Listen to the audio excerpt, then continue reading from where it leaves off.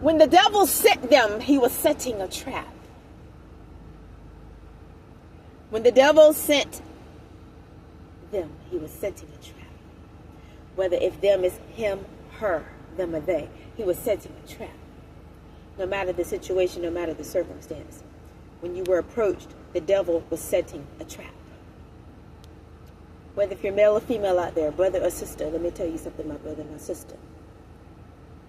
The devil knew that person wasn't about anything. That person was a trap. The devil was setting a trap. When he asked you out, he was setting a trap. My brother, when she accepted to go out with you, knowing she was only accepting to go out with you out of personal gain and ill intentions, he was setting a trap. Because although you made the initial approach, if she knew she didn't like you like that, or wasn't about that life like that with you, she should have declined and carried on her merry way. But because people are full of game and deceit, a lot of them, not all, and because the devil don't sleep, you fell in a trap. You fell in a trap that was set by the devil himself. And many of you, you know this. You know this. But by the time you realized that your hands and your wrists and your ankles have been clutched and that you have fallen in a metal trap, figuratively speaking. Perhaps some of you literally metal, because some of you probably ended up behind bars as a result of falling in a trap. But let me tell you about he who sits on high and looks on low. Let me tell you about some ever-loving eyes. Oh my gosh. Let me tell you about somebody that will allow you to walk into a trap because he knows he's already made your way out. He already knows the outcome. That's why God allows that to income. Because when you know that which is incoming, you know the outcome of it. You can allow it by way of your own divine power, because Father has it, and that's who I'm talking about. Because you already know that no weapon formed against that person shall prosper. So God will allow certain things because he already knows it ain't gonna prosper. You can approach her. You can give her roses and flowers and candy and clothes, but that weapon ain't gonna work. You can accept his proposal.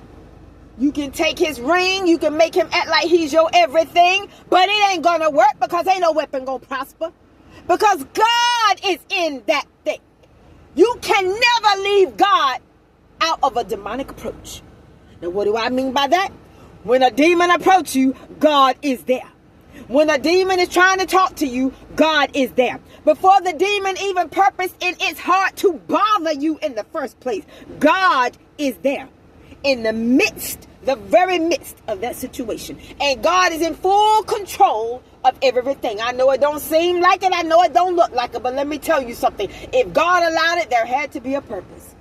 You got to understand that when God allowed things in the Old Testament as it pertains to the children of Israel and Moses and Pharaoh and all that was going on, God said to get me honor, meaning himself.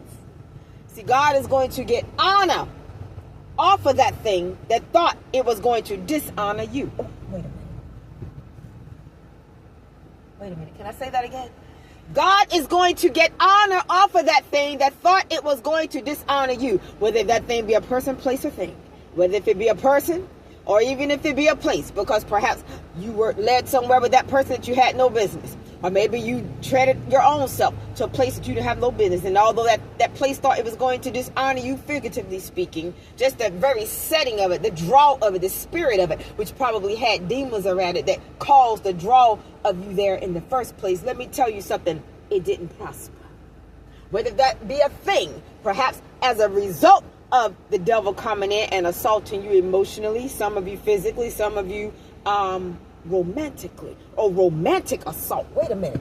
As a result of that thing, maybe you resulted to other things such as drugs and alcohol and promiscuity. Even that is not going to prosper. Why? Because God Almighty said that no weapon that is formed against thee shall prosper. He didn't say what type of weapon. He just said a weapon. What is a weapon? Something that has formed itself against you to destroy you. God don't care what the weapon is. He's just saying it ain't gonna Parker, you